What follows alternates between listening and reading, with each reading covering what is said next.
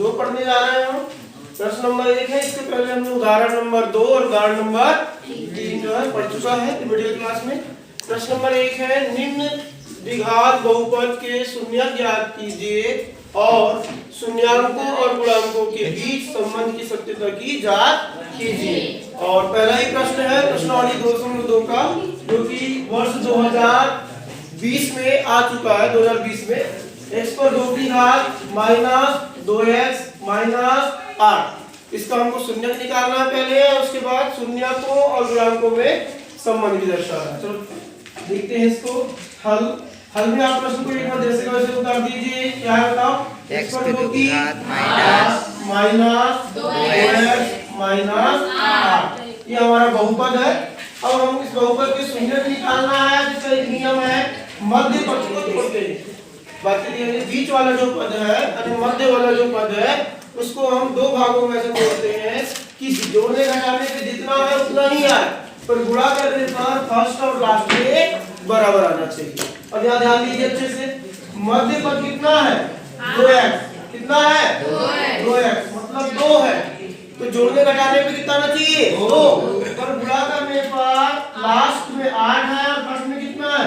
1, तो 8 का 8। अब जो सोचते हैं हम जोड़ने घटाने पे 2 लाना है, गुणा करने पे 8 लाना है, तो आपको याद आ रहा है कि 2 लाना है जोड़ने घटाने में, तो कितना होगा? 1 और 1 2, 1 में 1 को जोड़ेंगे कितना आएगा? 2, जोड़ने घटाने में 2 आना चाहिए, तो 1 और 1 2, पर 1 और 1 का गुणा करिए 8 आता है क्या? नहीं, 1 का 1, ये हमारा काम नहीं करेगा।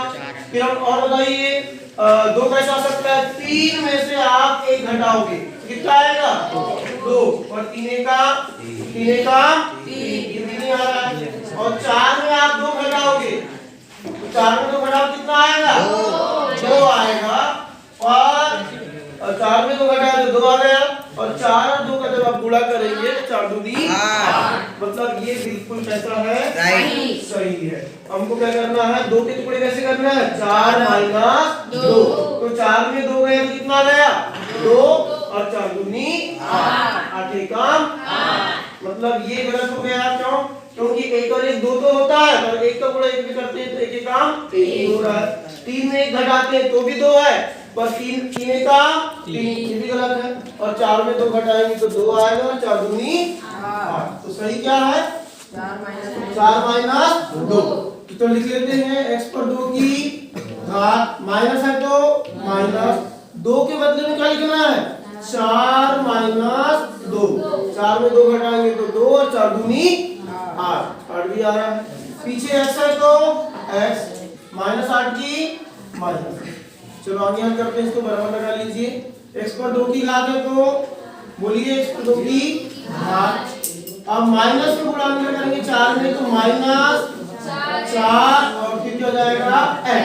देखिए कैसा लिख रहा है, बातचीत निकलेंगे। x पर 2 की घात माइनस 4x, तो क्या हो गया? माइनस 4, माइनस का गुणा माइनस में होगा तो हो जाएगा प्लस, और ये कितना है? 2x, और ये आप लीजिए माइनस 8। बस हमने माइनस से गुणा अंदर कर दिया। एक बार देखिए, x पर 2 की घात minus 4x minus 4x, minus और माइनस क्या हो गया? प्लस 2x और माइनस 8। अब इन दोनों से ऐसा कुछ वैरिएशन निकालना है जो दोनों में x है ना। अब यहाँ x पर 2 की घात और माइनस 4x, तो यार इसके पास भी x है और इसके पास भी x है, तो दोनों से हम क्या बाहर निकाल देंगे? x। दोनों से क्या बाहर निकाल देंगे? x निकाल देंगे। अब x पर 2 की घात है, मतलब x कितने हैं? 2 है, 2 बार है x गुणित x, तो 1x बाहर निकाल देंगे तो अंदर 1x बचेगा। तो x पर 2 की घात से x बाहर निकालेंगे तो अंदर कितना बचेगा? x माइनस की अब 4x में से किसको निकालना है बाहर? x को। अब 4x में जब x बाहर आ जाएगा तो बचेगा कितना? 4। इसी प्रकार हमको अगले कोष्टक में भी इसी प्रकार से आना चाहिए जो पहले कोष्टक में आया है। देखिए पहले कोष्टक में क्या आया बेटा? पहले कोष्टक में आया x माइनस 4, तो यहाँ भी कितना ही आना चाहिए? x minus 4। अब कैसे आएगा? देखो x लाना है, कितना लाना है? x लाना है, तो किसको बाहर निकालना पड़ेगा? 2 को। 2 कैसा? प्लस तो x को यहीं रख दो, तो किसको बाहर निकाल लेंगे 2, तो 2 बाहर निकाल दिए 2x से, तो 2 बाहर निकाले तो अंदर कितना बचा x माइनस की अब 2 का बार ऐसा पढ़िए 8 आ जाए 2 1 2 तो 2 3 4 2 3 6 2 4 8, तो 8 में से 2 निकालेंगे तो 6 नहीं बचेगा, गुणा करके मतलब पहाड़ा पढ़ के निकालना है, तो 2 4 कितनी बार गए 4, तो अंदर कितना बचा 4। अब देख लीजिए अब दोनों कोष्टक सेम सेम हो गए, पहले वाले कोष्टक में भी है x 4 और दूसरे कोष्टक में भी क्या है x 4, ये दोनों कोष्टक को एक बार लिख देना है x 4, और जो बच गया कोष्टक के बाद कितना है x, इसको दूसरे कोष्टक में लिखना है x, फिर प्लस है तो प्लस 2 है तो 2, क्या हो गया गुणनखंड आपका x 4 और x 2। अब हमको इनका निकालना है शून्य, क्या निकालना है शून्य, तो लिखेंगे हम शून्य को के लिए शून्य ज्ञात करना है, तो हम गुणनखंड को शून्य के बराबर मान लेंगे। कैसे मान लेंगे देखिए, पहला गुणनखंड क्या है x 4 बराबर लगा दीजिए आप, शून्य ज्ञात करना क्या लगा देंगे शून्य, x 4 बराबर शून्य तो 0, तो x बराबर की अब -4 को 0 की तरफ पक्षांतर कर देंगे, तो क्या हो जाएगा +4, ये पहला शून्य निकल गया हमारा।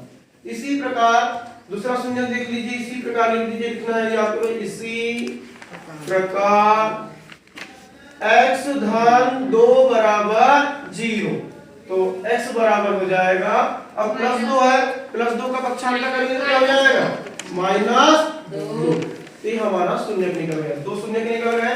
अब यहाँ लिख दीजिए आप बहुपद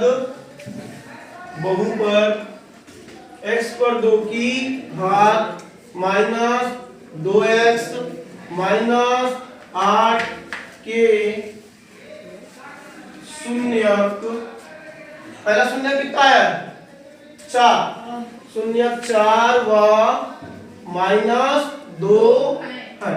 इसके बाद हम जो हमारा शून्य ज्ञात करना हो गया, ये हमारा आंसर हो गया। और यदि इसके आगे बोलता है कि शून्यांकों और गुणांकों में संबंध भी ज्ञात कीजिए, उसको देखते हैं कैसे ज्ञात करते हैं। पहले इतना आप नोट कर लीजिए, सेव कर दीजिए।